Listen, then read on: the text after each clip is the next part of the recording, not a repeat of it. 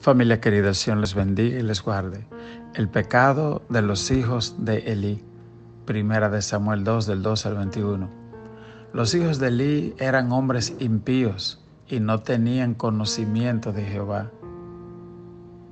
Y era costumbre de los sacerdotes con el pueblo que cuando alguno ofrecía sacrificio, venía el criado del sacerdote mientras se cocía la carne, trayendo en su mano un garfio de 3 dientes, y lo metía en el peror, en la olla, en el caldero o en la marmita, y todo lo que sacaba el garfio, el sacerdote tomaba para sí. De esta manera hacían con todo israelita que venía a Silo. Asimismo, antes de quemar la grosura, venía el criado del sacerdote y decía el que sacrificaba: da carne que asar para el sacerdote, porque no tomaré de ti carne cocida ni cruda, sino cruda.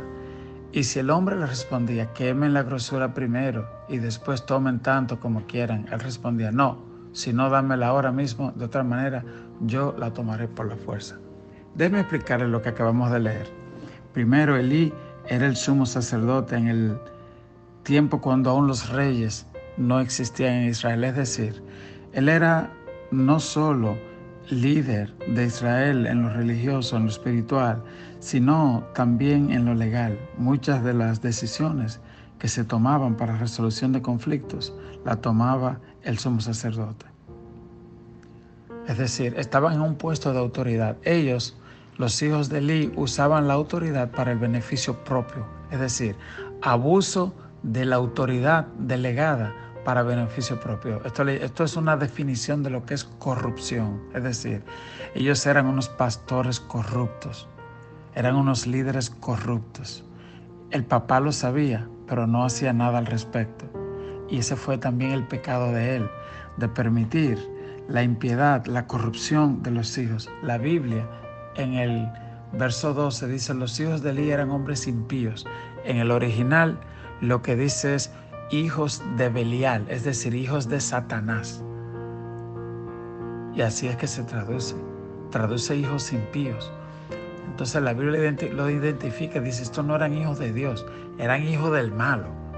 ¿Cómo es posible que los hijos de un sacerdote hayan llegado a esta falta de respeto? Dice la Biblia que las personas que venían a hacer un sacrificio, porque Dios estableció que de lo que se sacrificaba en el altar, que una parte era para el sacerdote, pero eso se hacía después de que se ofrecía el holocausto al Señor. Pero ellos, por la fuerza, tomaban la parte de ellos aún antes de que les sea presentada la parte de Dios. Es decir, ellos menospreciaban a Dios. Quizás nosotros pudiéramos estar permitiendo cosas similares en nuestro hogar. Por ejemplo, hay padres que crían hijos y saben, digamos, que aún en su propio hogar los hijos están en actos pecaminosos delante de Dios. En una ocasión visité a una persona cristiana, arquitecta, había trabajado duro para levantar su familia. Su esposo la había abandonado. Un hijo practicaba satanismo en una de las habitaciones de la casa y que ella no podía decirle nada porque se molestaba.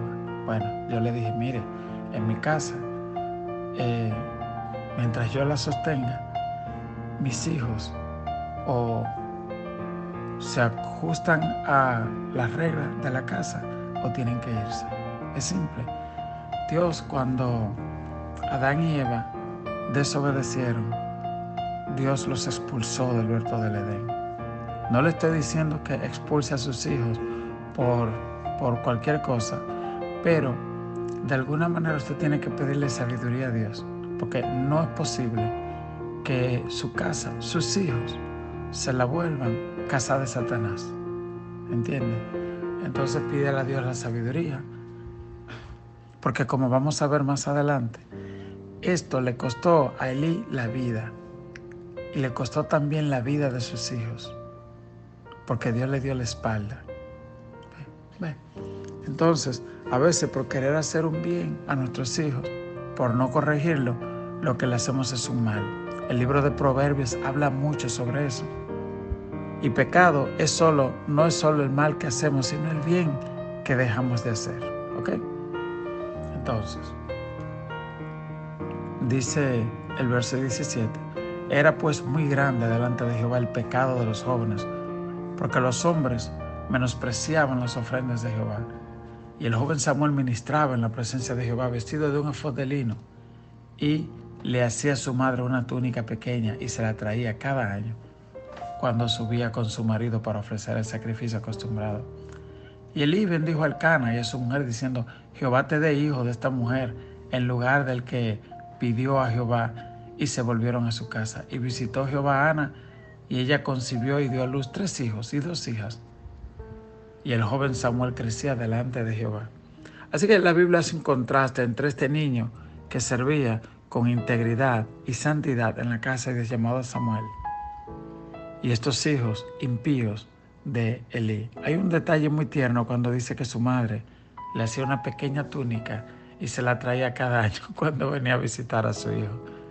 Yo imagino las emociones de esta madre al ver su hijo creciendo como todo un sacerdote en la casa de Dios. Me recuerda en los tiempos de uno, que uno estrenaba ropa, le compraban una ropa a uno en diciembre y aquello era todo un acontecimiento. Así que yo imagino a esta mujer cuando le traía pero no era cualquier ropa, era una vestidura sacerdotal. La Biblia dice en 1 de Pedro 2:9, mas vosotros sois real sacerdocio, nación santa, un pueblo adquirido por Dios, para que anunciéis la virtud de aquel que os llamó de las tinieblas a su luz admirable. Así como Elí y su familia eran una familia sacerdotal, Dios nos ha dado a nosotros la misma encomienda de que en nuestra casa seamos un modelo en lo que otras personas pueden mirar y decir, realmente existe Dios, lo he visto en esa familia. Por eso Él se llama a sí mismo el Dios de Abraham, de Isaac y de Jacob, porque en esa familia cuando leemos podemos ver la mano de Dios. ¿Puede las personas ver la mano de Dios en tu familia? Que el Señor nos ayude a que así sea. Dios te bendiga, Dios te guarde.